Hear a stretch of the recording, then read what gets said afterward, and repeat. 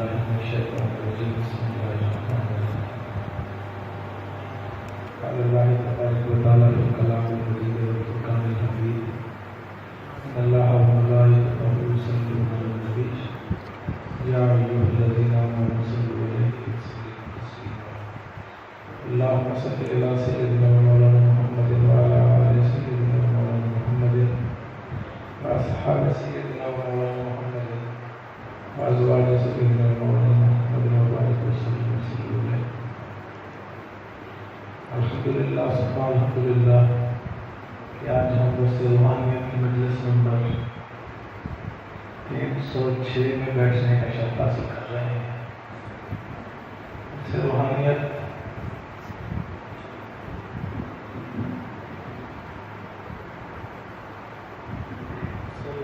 باقاعدگی سے جاری ہے. گزشتہ 6 سالوں سے اصل روحانیت کا سب سے بڑا مقصد جو ہے وہ یہی ہے کہ آج کے بے سکونی کے دور میں، پریشانیوں کے دور میں عوام الناس کو یہ بتایا جائے کہ ان کی پریشانیوں، بے سکونیوں، بے چینیوں کی اصل وجہ کیا ہے. وہ سمجھتا ہے کہ پیسے کی کمی یہ پریشانی کی وجہ ہے. کوئی کچھ سمجھتا ہے، کوئی کچھ سمجھتا ہے. تو درس روحانیت کا پیغام ایک ہی ہے، بے سکونی کی، پریشانیوں کی سب سے بڑی وجہ روحانیت سے دوری ہے. پریشانیوں کی سب سے بڑی وجہ کیا ہے؟ روحانیت سے دوری. شریعت کی اصطلاح میں اس کو کہتے ہیں دین سے دوری. شریعت میں اس کو کیا کہتے ہیں؟ دین سے دوری. دین سے نزدیکی کا مطلب کیا ہے؟ روحانیت کی نزدیکی. نماز ہمیں روحانی طور پر ترقی کی جانب لے جانا چاہتی ہے. نماز، روزہ، زکوٰۃ، حج، تلاوت قرآن پاک، طہارت، وضو، غسل، نیکیاں، عبادات، ورد، وظیفے، سارا کچھ ہمیں روحانیت کی طرف لے جانے کے ذرائع ہیں. اور اگر ان سب کے ہوتے ہوئے بھی روحانیت حاصل نہیں ہوتی تو اس کا مطلب یہ ہوگا کہ آپ نے کیے کرائے پر پانی پھینک دیا. بندہ نمازیں بھی پڑھ رہا ہے اور روزے بھی رکھ رہا ہے، عمرے بھی کر رہا ہے، حج بھی کر رہا ہے، پھر وہ کہتا ہے میں بے سکون ہوں، میں پریشان ہوں.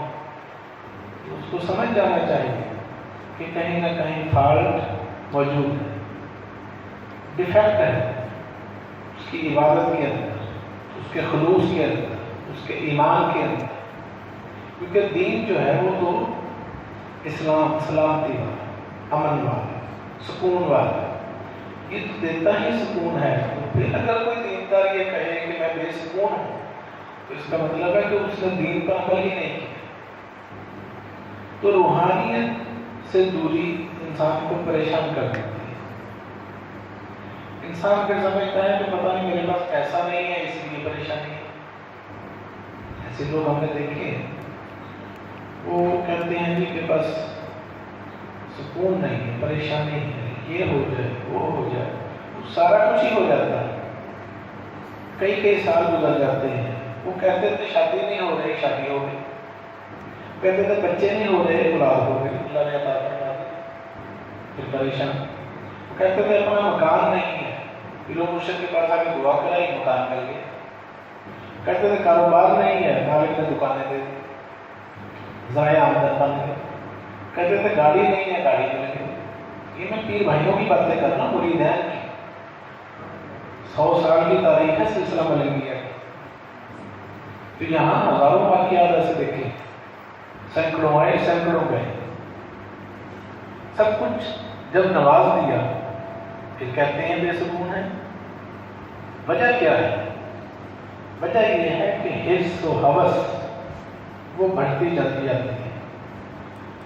حدیث پاک میں آتا ہے کہ حریص کے پیٹ کو سوائے قبر کی مٹی کی کوئی چیز نہیں بچ سکتی۔ حدیث رسول صلی اللہ علیہ وسلم، حریص انسان، لالچی انسان، پیسے کا پجاری، پیسے کا تمنائی، پیسے کے پیچھے 24 گھنٹے کتوں کی طرح بھاگتے پھرنے والا انسان، اس کے پیٹ کو رسول اللہ صلی اللہ علیہ وسلم فرما رہے ہیں کہ سوائے اس کا بہترین حل کیا ہے کہ وہ مر جائے اور پھر قبر کی مٹی سے ہی اس کا پیٹ بھرے۔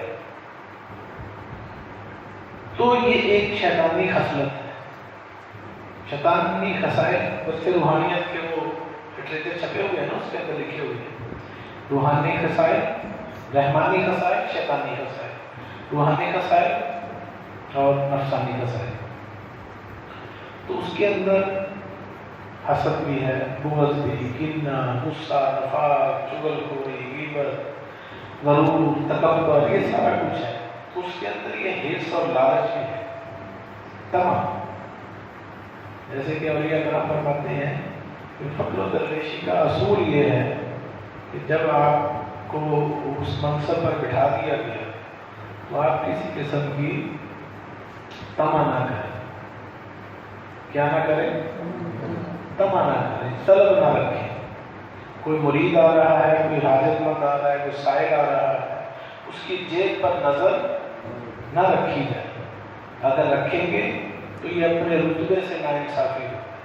اگر آپ کے ذہن میں، گمان میں، خیال میں بھی آ گیا کہ یہ آنے والا مجھے کچھ دے کر جائے تو یہ اس منصب کی توہین ہے جو شہنشاہی منصب ہے۔ شہنشاہ عطا کرنے والا ہوتا ہے، وہ مانگتا نہیں ہے۔ شہنشاہ جو ہوتا ہے، بادشاہ جو ہوتا ہے، اس کا کام دینا ہوتا ہے، لینا نہیں ہوتا۔ تو بادشاہ کے دل میں اگر یہ خیال آ جائے کہ مجھے آنے والا سائل، حاجت مند، میرے دروازے پر آنے والا مجھے کچھ دے، وہ بادشاہ کس بات کا ہے؟ وہ کوئی بادشاہ نہیں ہے، وہ بادشاہی کے روپ کے اندر ایک بھکاری ہے۔ تو جیسے علامہ اقبال نے اپنی گاہ فخر میں شان سکندری کیا ہے، خراج کی جو گدا ہو وہ کیسری کیا ہے۔ وہ کیسے کہتے ہیں، تخت سکندری پہ وہ تھوکتے نہیں، بستر لگا ہوا ہے جن کا طریقہ۔ تو اللہ اللہ کیے جانے سے اللہ نہ ملے، اللہ والے ہیں جو اللہ سے ملا دیتے ہیں۔ بندہ بننا ہے خدا کا تو گدا بن ان کا، یہ فقیروں کو شہنشاہ بنا دیتے ہیں۔ اچھا، اب سوال یہ پیدا ہوتا ہے کہ لوگ آتے ہیں اپنی خوشی سے، اپنی مرضی سے، اپنی چاہت سے، اپنے شوق سے کچھ پیش کرتے ہیں، ہدیہ